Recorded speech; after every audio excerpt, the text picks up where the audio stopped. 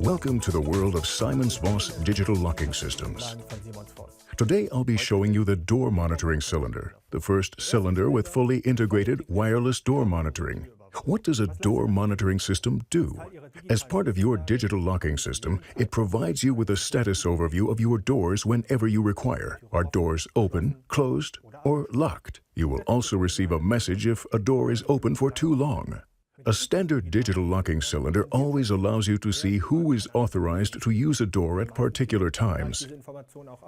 However, it's useful for you to know all statuses for certain doors. These may be outside doors, fire doors, or doors to a server room, or even a medical cabinet. Imagine a building with several entrances. Before going home in the evening, you first need to check whether the doors are locked or not.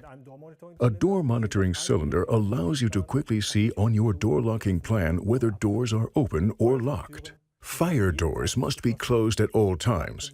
This is the only way that they can prevent a fire from spreading. You can adjust the door monitoring cylinder to set how long a door may remain open before a warning message is sent. At first glance, the cylinder looks just like any other.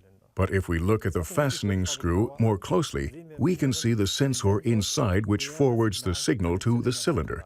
The signal is then emitted to the software via the cylinder and the network interface card. I can then see the status of my door change on my locking plan. Other sensors built into the cylinder detect whether a door is open or closed. The cylinder is fitted in the same way as a standard cylinder. The only difference is that you use the special key to tighten the sensor fastening screw instead of a cross-tip screwdriver. A magnet is also affixed to the door frame at the height of the fastening screw.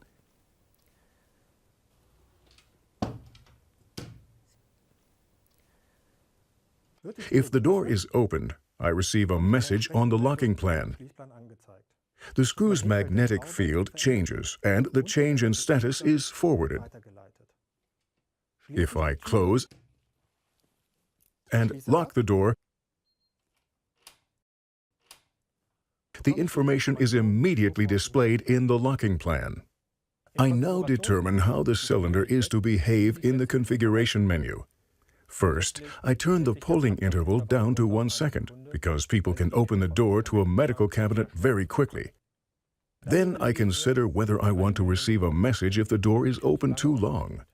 This function may be useful in this case to ensure that I receive a message if somebody leaves the door open. The number of turns in the lock indicates how many times I must turn the cylinder knob to extend the deadbolt completely.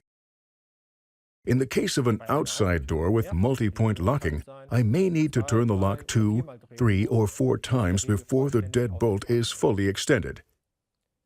Next, I consider what information I would like to see in my access list. You should obviously log more information for important doors than for less important ones.